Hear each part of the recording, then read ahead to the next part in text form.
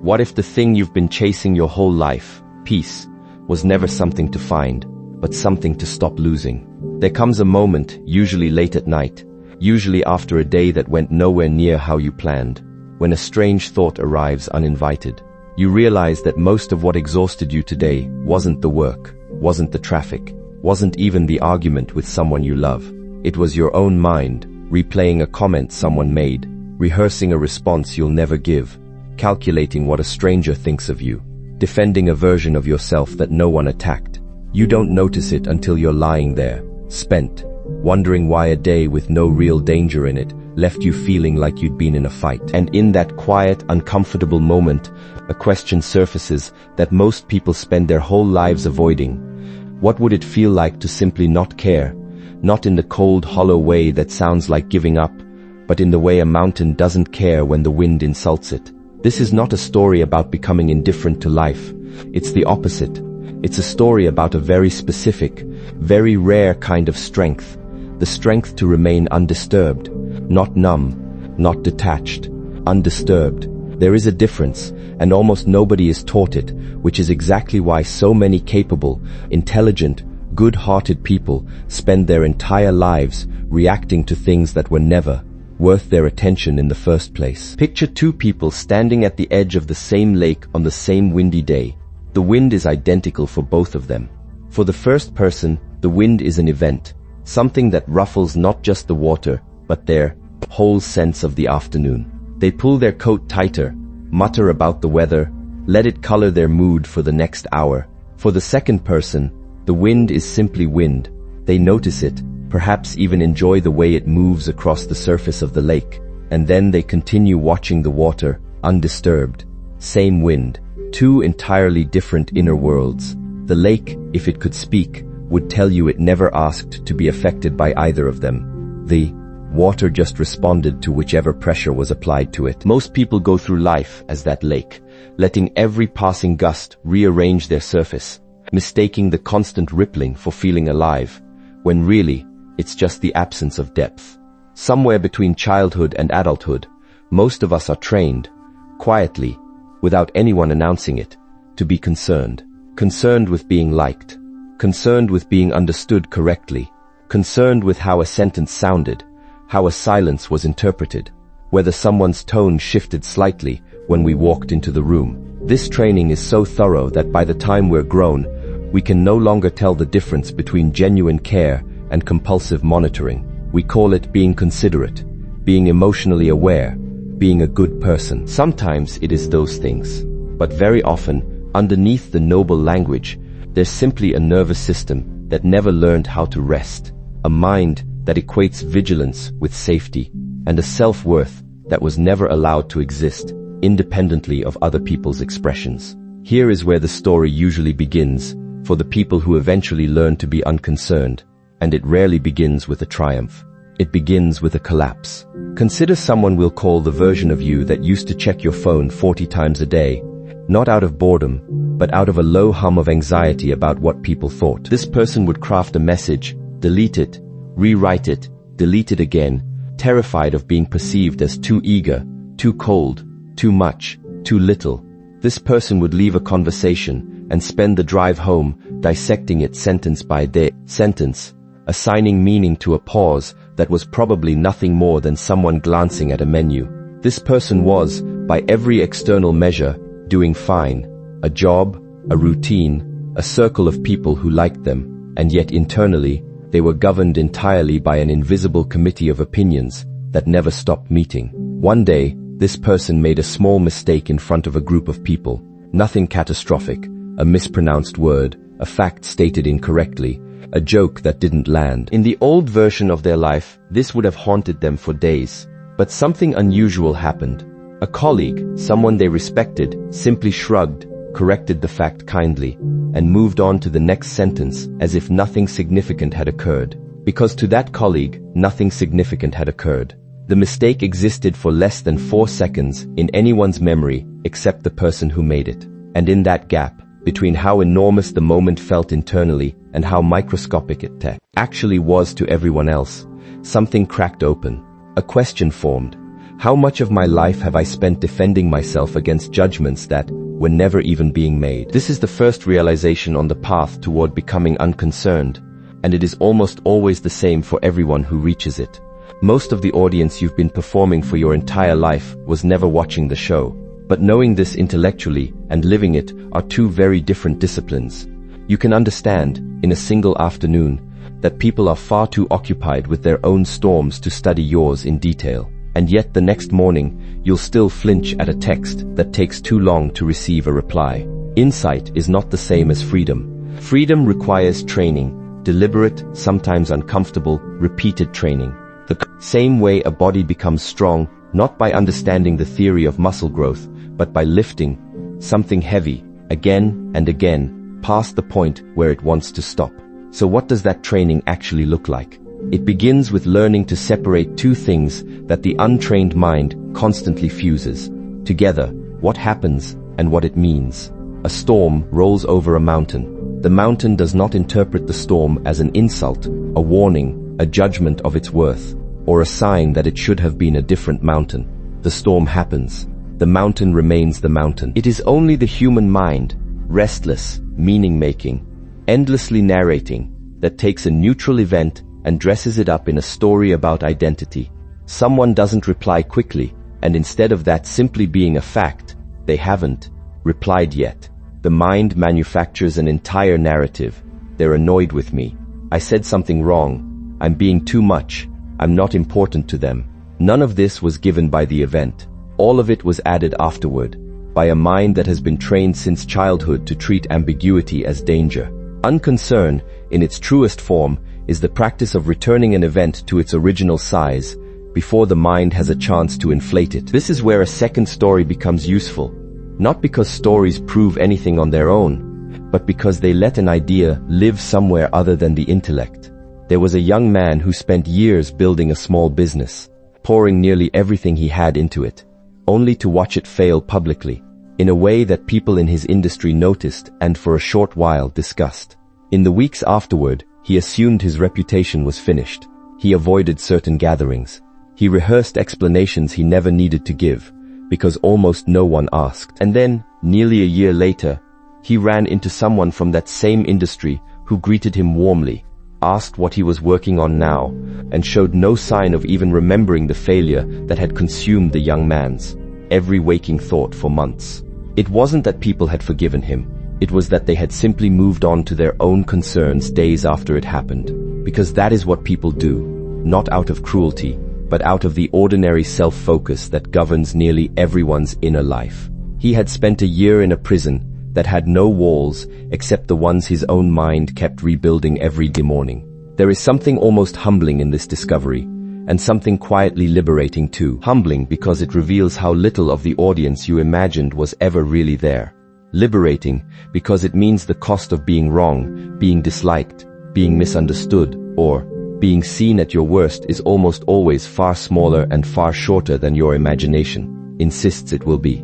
But here a distinction has to be made, carefully, because this is the point where people most often misunderstand what unconcern actually is. The unconcern is not the absence of care. It is not coldness dressed up as wisdom. A person who has trained themselves to be unconcerned still loves deeply, still shows up for the people who matter, still feels the full weight of loss and joy and connection. What they no longer do is outsource their sense of worth to the opinions of people who were never going to walk through the difficult parts of life with them. There's a very old but often overlooked truth here. You can care about someone completely and still refuse to let their passing moods dictate your peace.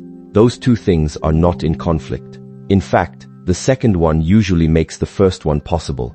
Because a person constantly bracing for judgment cannot love freely. There's no too busy managing an image to be present for a relationship. Think about the difference between a tree with shallow roots and a tree with deep ones. Both trees bend in the wind. That's not the distinguishing feature. Bending is natural, even healthy. The difference is what happens after the wind passes. The shallow-rooted tree remains tilted, vulnerable, reshaped by every gust that came before, carrying the accumulated damage of every storm it never fully recovered from. The deep-rooted tree bends, and then it returns. It doesn't pretend the wind didn't happen. It simply isn't destabilized by it, because its stability was never dependent on calm weather in the first place. Unconcern is not the belief that storms won't come. It's the quiet confidence that comes from knowing your roots go deeper than any single storm can reach. Now, an honest question deserves to be asked here, because it's the one skeptics raise, and it deserves a real answer rather than a dismissal. If you train yourself not to be affected by others, don't you risk becoming someone who no longer listens, no longer grows, no longer takes feedback seriously? This is a fair concern, and the answer lies in understanding what unconcern is actually aimed at. It is not aimed at truth. It is aimed at noise. A person who has done this work can still hear a piece of honest, useful feedback and adjust accordingly. In fact, they often hear it more clearly than before, because they've no longer filtering every piece of information through the distorted lens of threat. What they've stopped absorbing is not feedback. It's static, the passing judgment of a stranger who knows nothing about their situation, the offhand comment made by someone in a bad mood that has nothing to do with them, the comparison to someone else's life that was never a fair comparison to begin with. Unconcerned doesn't close the ears. It closes the wound that used to make every piece of noise feel like an injury. There's a particular kind of silence that people who'd done this work eventually develop. Not the silence of having nothing to say, but the silence of no longer needing to explain themselves to everyone who has an opinion. Early on, this silence can feel almost unbearable. The mind, so used to defending itself, so used to correcting every misunderstanding in real time, panics at the idea of letting something go unaddressed. Someone gets the wrong idea about you, and every instinct screams to fix it immediately, to send the message, to set the record straight. And sometimes, that instinct is right. Some things genuinely need clarifying, especially with people who matter. But very often, especially with people who are only passing through your life, silence is not neglect, it's restraint. It's the decision that not every misunderstanding deserves your energy. Not every version of you that lives in someone else's head needs to be corrected, and not every silence needs to be filled just because it makes you uncomfortable. This restraint is, quietly, one of the purest forms of self-respect there is, because chasing every misunderstanding, correcting every misread intention, explaining yourself to every person who forms a quick opinion, that isn't diligence. It's often fear wearing the mask of responsibility. And the people who never learn to sit with an uncorrected misunderstanding tend to spend their entire lives being managed by other people's perceptions rather than living according to their own compass. Let's return for a moment to the idea of training, because it's worth being specific about what that actually looks like in an ordinary week, not just in theory. Training to be unconcerned starts small, almost embarrassingly small. It might begin with just noticing, the exact moment your body tenses after sending a message, the small held breath while waiting for a reply that means nothing about your worth. Either way, it might begin with catching yourself rehearsing a defense for a conversation that hasn't even happened yet, and gently asking, is this preparation? Or is this fear disguising itself as preparation? It might begin with allowing one small social awkwardness to simply exist without smoothing it over, without over-apologizing, without needing to manage how it landed. These moments feel insignificant on their own, but mental strength, like physical strength, isn't built in the single dramatic event. It's built in the accumulation of 1,000 small repetitions that no one else ever sees. There's a story that illustrates this well, about someone who decided, almost as an experiment, to stop apologizing for things that weren't actually wrong, not rudely, not carelessly, just accurately. She noticed she had been saying sorry for asking questions, sorry for having needs, sorry for taking up space in a conversation. For the first week, it felt physically uncomfortable, like withholding a reflex. People didn't punish her for it, as some fearful part of her had expected. Mostly, nobody noticed at all, which was, in its own strange way, the whole lesson. The apologies had never been protecting her from anything. They had only been keeping her small, and the world had been perfectly willing to let her stay small for as long as she offered to. This is often what people discover when they finally test the fears that unconcern asks them to release. The fears were rarely about what other people would actually do. They were about an old story, usually formed early in life, about what happens to people who take up space, who disagree, who are seen clearly and imperfectly. Somewhere along the way, many people learned that being noticed was dangerous, that being wrong was shameful, that disappointing someone was almost unforgivable. These are not universal truths about the world.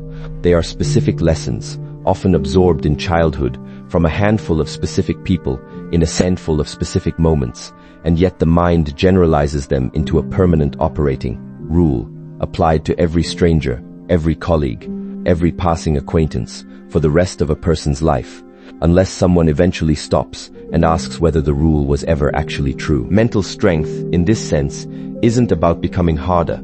It's about becoming more accurate. It's the slow correction of an old, exaggerated threat detection system that was built for a much smaller, much more fragile version of you, and was never updated for the adult, who no longer needs everyone's approval to be safe.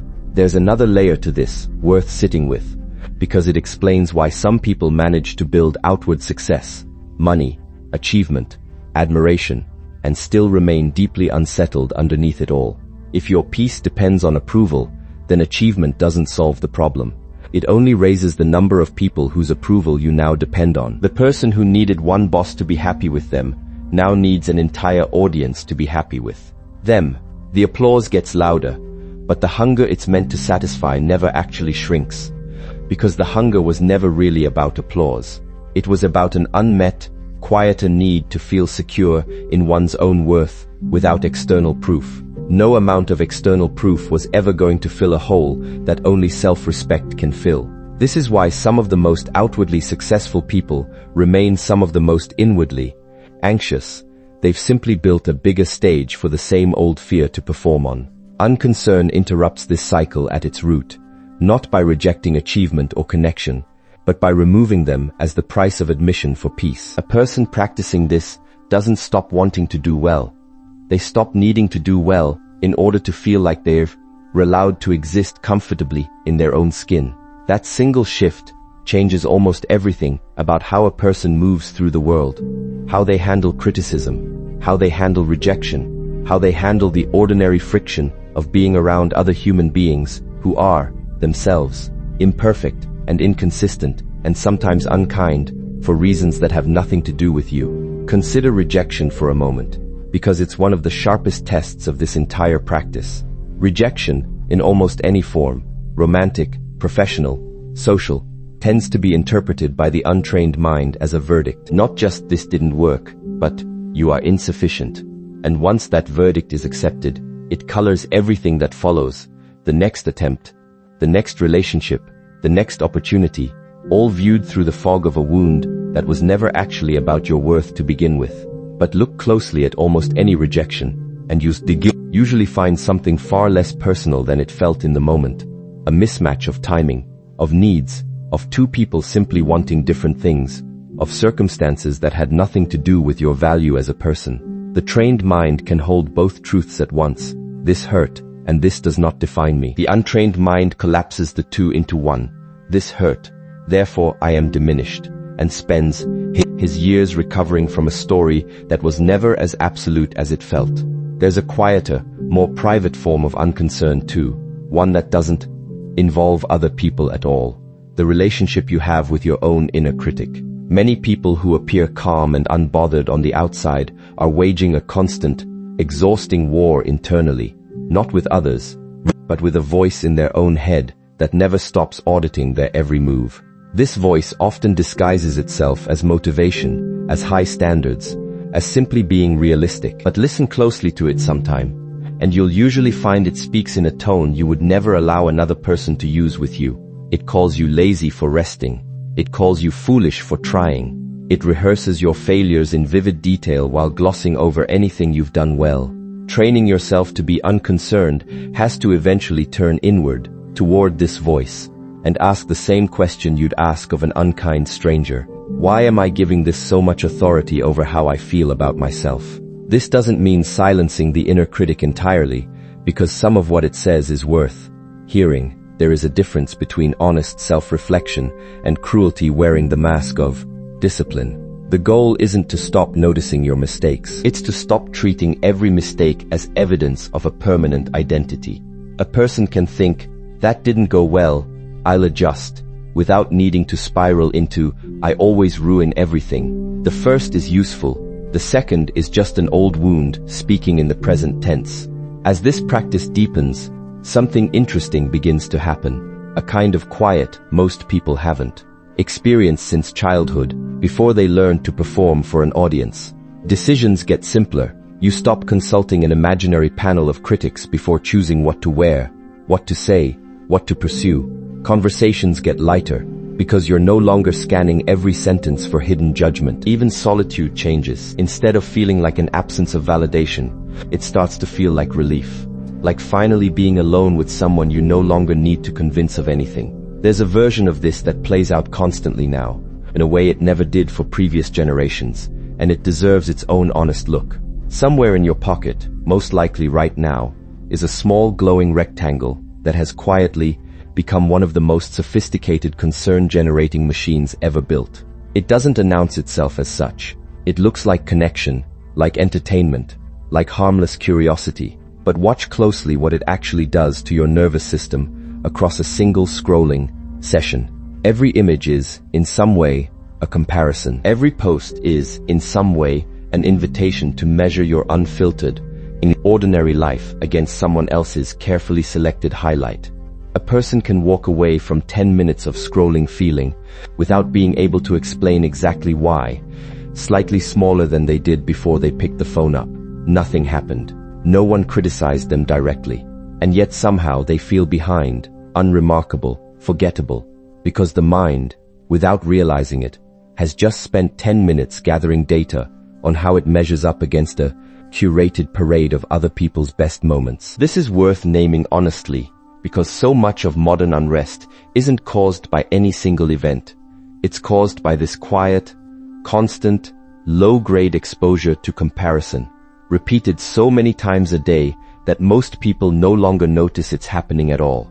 Training yourself to be unconcerned in this century has to include training yourself around this particular current, not by disappearing from the world, not by pretending these tools don't exist, but by learning to notice the exact moment your inner temperature shifts and asking, honestly, what just happened there? Usually the answer is simple. You just compared an entire, complicated, textured life, your own, against a single frozen frame of someone else's, chosen specifically because it looked good. That is not a fair comparison. It was never meant to be.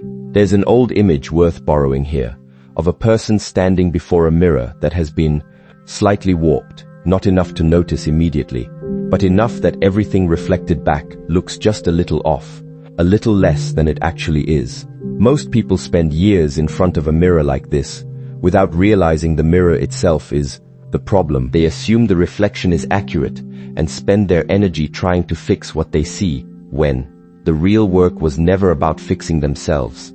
It was about recognizing that the glass they'd been using to measure their own worth was distorted from the very beginning by images and comparisons that were never designed to reflect anything true. Boundaries deserve a place in this conversation too, because they're often misunderstood as something harsh, something built to keep people out. In truth, a boundary is closer to a garden fence than a prison wall. It doesn't exist to punish anyone standing outside it. It exists to protect something growing on the inside, your time, your attention, your emotional bandwidth, from being trampled by whoever happens to wander past. A person without boundaries isn't more loving. They're simply more exhausted, having given away the same finite resource, themselves, to everyone who asked for a piece of it, until there was nothing left to give the people who actually deserved it most. Unconcerned and boundaries grow from the same root. Both require the quiet, unglamorous belief that your peace is worth protecting, even when protecting it disappoints someone. There's a story here worth telling about an older woman, well into her 70s, who spent decades as what everyone around her called endlessly generous, always available, always the one who said yes, always the one who absorbed everyone else's crises as though they were her own. For most of her life, this was worn as a badge of honor, but somewhere near the end of her career, after a health scare that forced her to slow down for the first time in memory, she noticed something uncomfortable. In all those years of being available to everyone, she had somehow become almost invisible to herself. She could tell you, in detail, the emotional state of every friend, sibling, and co-worker she'd ever known. She could not tell you, with any real confidence, what she actually wanted from the years she had left.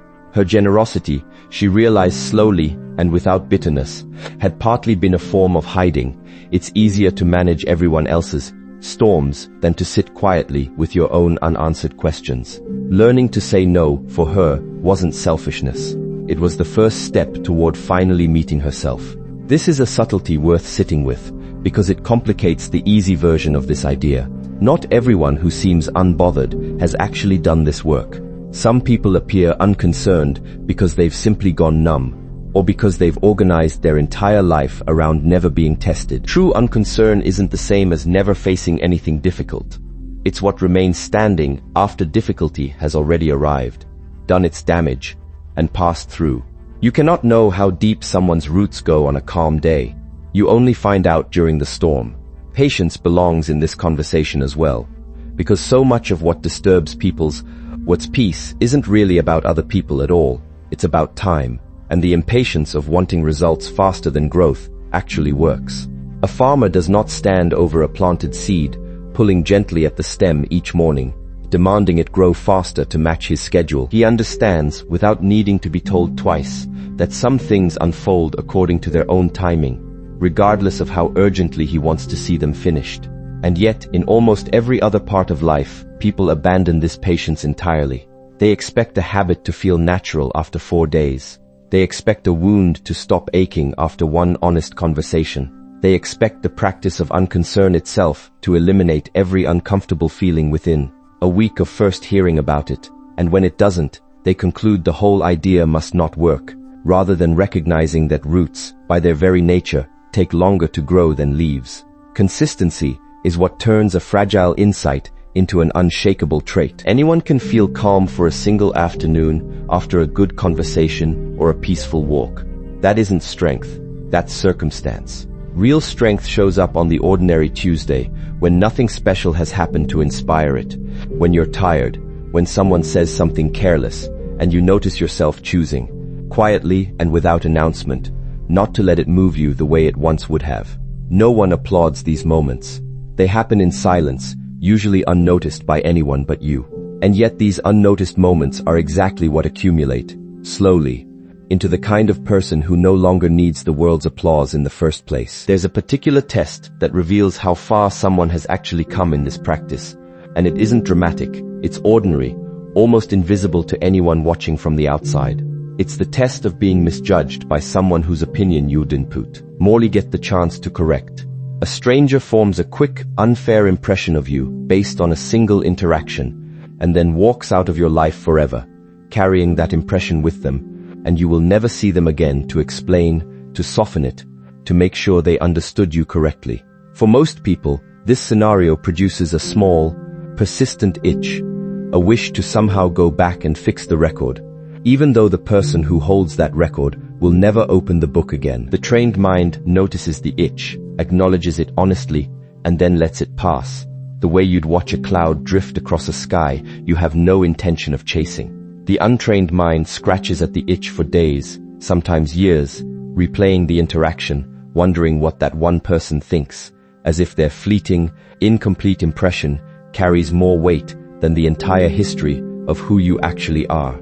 This is worth pausing on, because it points to something almost mathematical about the way concern distributes itself unfairly across a life.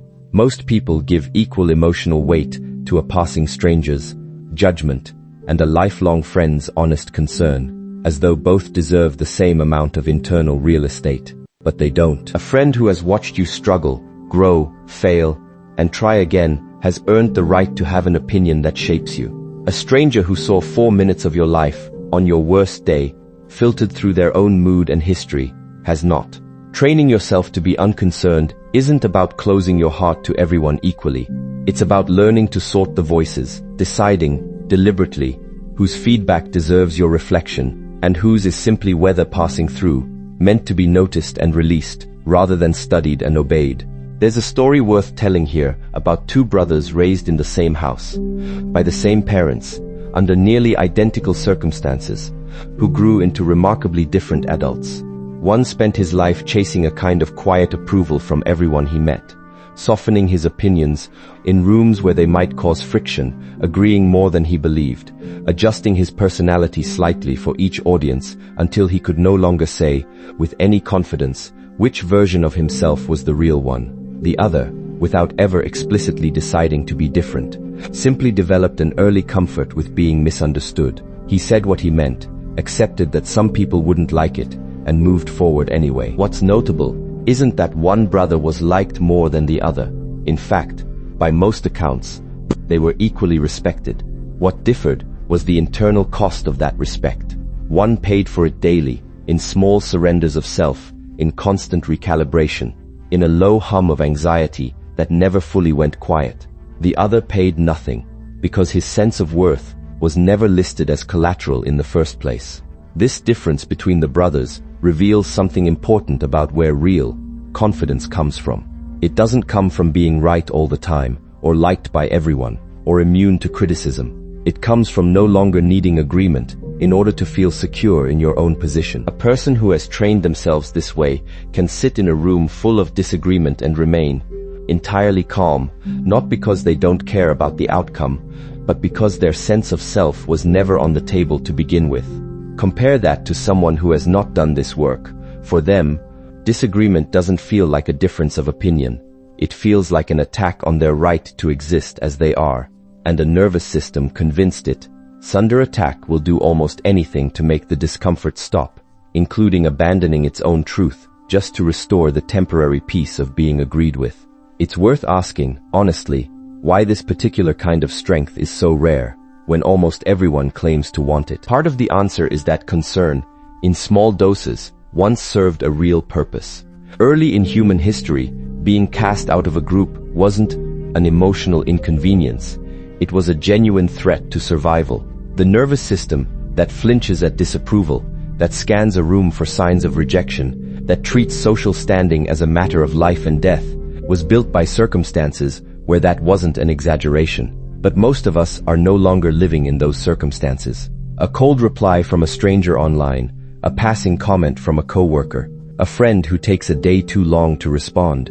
None of these threaten your survival, and yet the ancient machinery inside your mind still responds as though they might. Part of training yourself to be unconcerned is simply updating outdated software, teaching a very old, very well-meaning part of your brain that the danger it's in rants that they're racing for no longer exists in the form it once did. There's a gentler way to think about this whole process, because it can start to sound, if you're not careful, like a discipline of suppression. Grit your teeth, ignore your feelings, push through. That isn't what any of this is about. Unconcern isn't achieved by force. It's achieved by familiarity.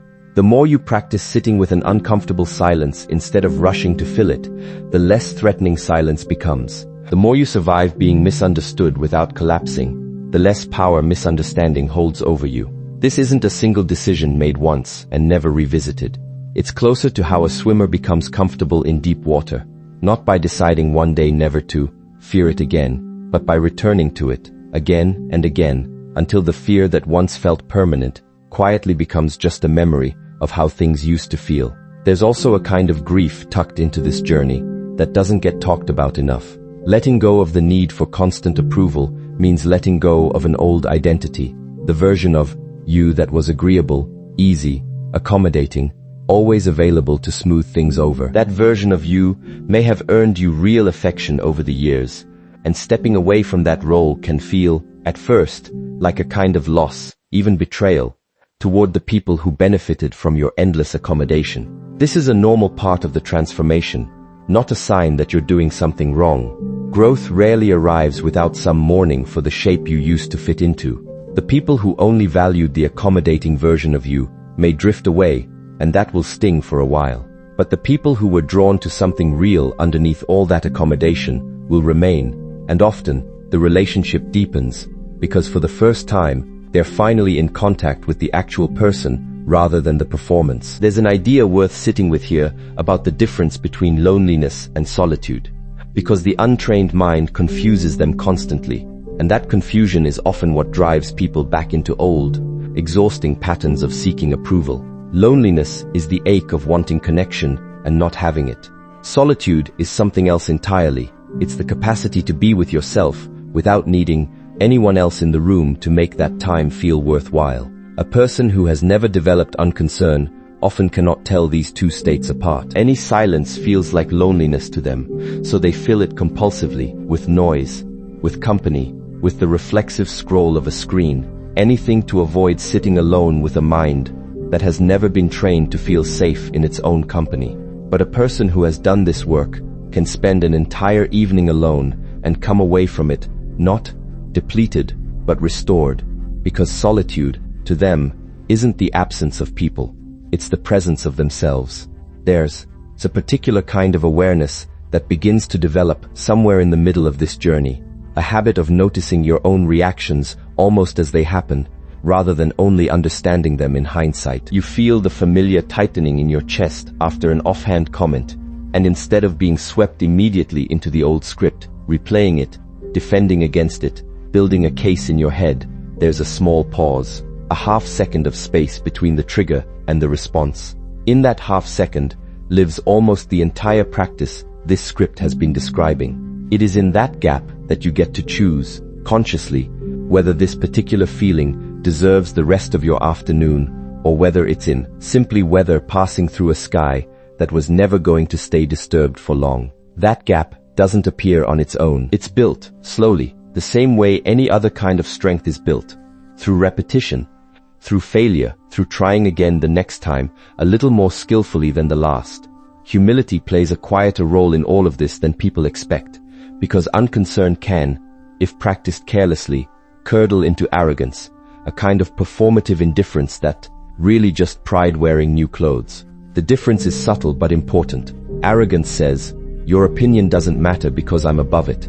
Genuine unconcern says, your opinion doesn't have to determine my worth, and I can still hold you and what you think with respect. One closes the heart. The other simply stops handing the heart over to be judged by everyone who happens to have an opinion that day. A person who has done this work honestly can still be corrected, can still be wrong, can still say with complete ease, I hadn't considered that, you might be right, because their identity was never staked on being infallible in the first place. So when you think about training yourself to be unconcerned, don't think of it as building a wall. Think of it as building a floor, solid ground beneath you that doesn't move no matter what weather passes overhead. The wind will still come. People will still misunderstand you. Some days will still end in disappointment, in awkwardness, in the ordinary friction of being a person among other people who are all fighting their own private battles you can never fully see.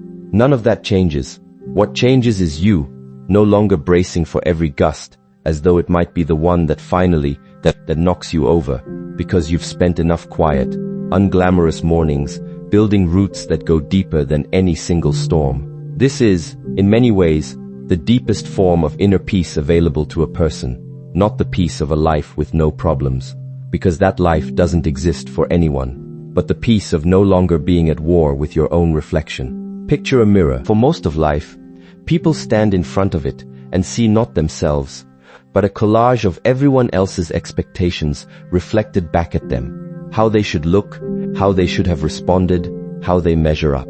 Unconcern is the slow, patient work of clearing that mirror until eventually you see only yourself standing there, undistorted, and find that you no longer need it to say anything different than what's actually true. None of this happens overnight, and it would be dishonest to pretend it does. There are setbacks. There are days when an old wound reopens over something small, and the training feels like it never happened at all. This is normal, and it doesn't mean the work has failed. Mental strength isn't the absence of moments where you're shaken. It's the shortening of the distance between being shaken and returning to your center. Early on, that return might take days. With practice, it takes hours. Eventually, it takes minutes, then moments, until one day you notice that something that once would have consumed your entire week barely survives the length of a single breath.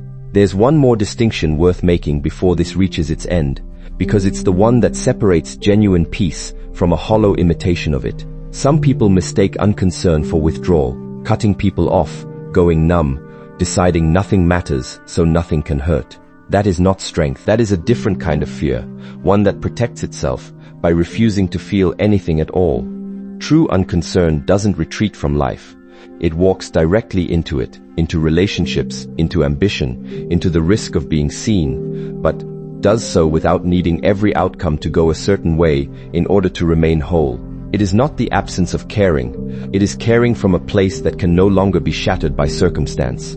There's a version of this practice that shows up specifically in how people handle being compared to others, and it deserves its own honest examination, because comparison might be the single most reliable way that peace gets quietly dismantled without anyone noticing it happening. Someone else gets the promotion you wanted. A friend's relationship looks effortless from the outside while yours takes work. A person your age has already built something you're still only imagining. In each of these moments, the mind performs a strange and unfair trick. It takes the full, complicated, behind-the-scenes truth of your own life and measures it against the polished, incomplete surface of someone else's. You know every doubt you've ever had about yourself. You know none of theirs. And so the comparison is rigged from the start, weighted entirely against the person doing the comparing. There was a runner who spent years training for a particular race, only to watch someone with less experience finish ahead of her by a matter of seconds. In the moment, this felt like proof of some deep inadequacy, years of discipline, apparently not enough. It took her a long time to realize that she had no idea what that other runner's mornings looked like, what sacrifices had been made, what natural gifts had simply been given rather than earned. She had compared her visible effort to another person's invisible advantages and called the result a verdict on her worth. When she finally let that comparison go, something shifted, not because she stopped caring about improving, but because her improvement stopped being measured against a stranger's graph and started being measured, more honestly, against her own.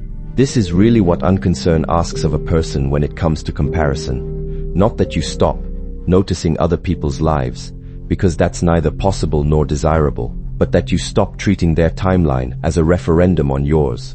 Two trees can grow in the same forest, planted the same year, and reach entirely different heights by entirely different paths, shaped by soil and light and circumstances neither one chose. No one stands in a forest and accuses the slower-growing tree of failure. And yet people do this to themselves constantly, forgetting that a life, unlike a race, was never actually a competition with a single finish line everyone crosses at the same time. There's a kind of freedom that becomes available once you stop needing your life to look a perfect certain way in order to feel legitimate. It's the freedom to move at your own pace without narrating that pace as either behind or ahead, because behind and ahead only exist in relation to a race that was never real to begin with. Some things take longer for good reasons. Some things happen quickly and mean less than they appear to. A person practicing unconcern learns, slowly, to stop asking whether their life measures up, and starts asking instead whether it's honestly theirs. There's also something worth saying about how this practice interacts with ambition, because it would be a mistake to think that unconcern makes a person passive, content to drift without direction. The opposite is often true. A person weighed down by constant concern for how they're perceived tends to make cautious, defensive choices, the safe option, the expected path, the decision least likely to invite criticism. Real ambition, the kind that requires risk, requires a degree of unconcern simply to survive contact with the world. Every meaningful pursuit will, at some point, invite doubt from people who don't understand it, skepticism from people who tried something similar and failed, and quiet discomfort from people who preferred the safer, smaller version of you. A person who cannot tolerate being misunderstood will rarely attempt anything that requires being misunderstood along the way, and almost everything worth doing requires exactly that, at least for a while. Consider someone who wanted, for years, to change the direction of her career entirely, moving from something stable and respected into something newer, riskier, less easily explained at a dinner party. What kept her frozen for so long wasn't a lack of capability. It was the anticipated disapproval, the imagined conversations with relatives who wouldn't understand, the assumption that people would quietly think less of her for walking away from something secure. When she finally made the change, most of those imagined conversations never happened the way she'd rehearsed them. A few people did raise an eyebrow. Most people, as usual, were simply too occupied with their own lives to spend much time forming an opinion about hers. The version of the future she had been protecting herself from for years turned out to be almost entirely fictional, constructed by a mind that had mistaken anticipation for certainty. This is perhaps one of the cruelest tricks the anxious mind plays on a person. It doesn't just react to real disapproval, it manufactures disapproval in advance, and then organizes an entire life around avoiding a reaction that was never actually coming.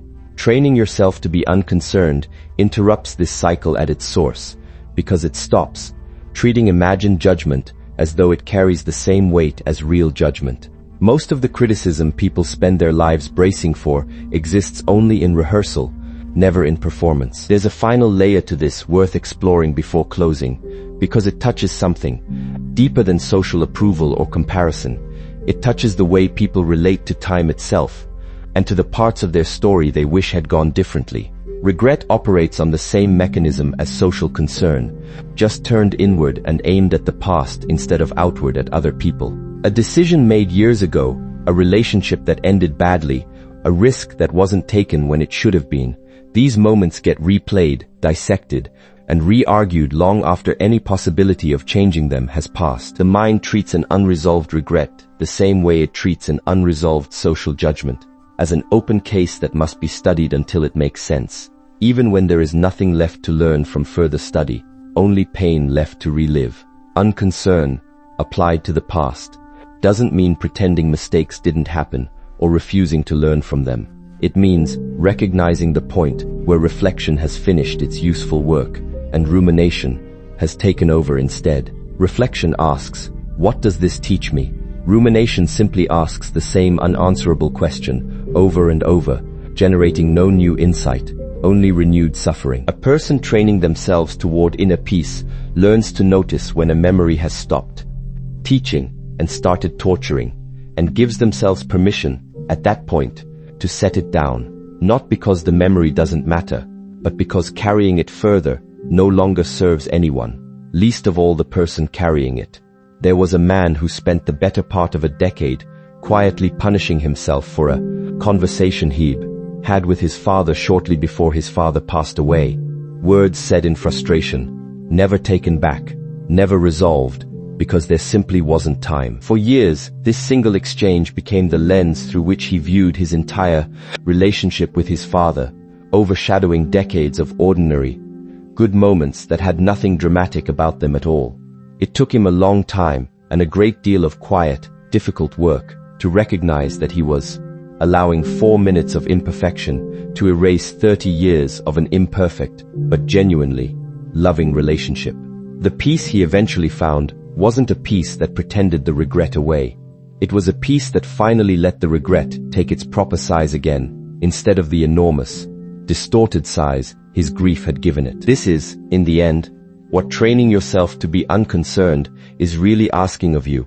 Not to stop feeling, not to stop caring, not to become someone hardened against the ordinary weight of being alive.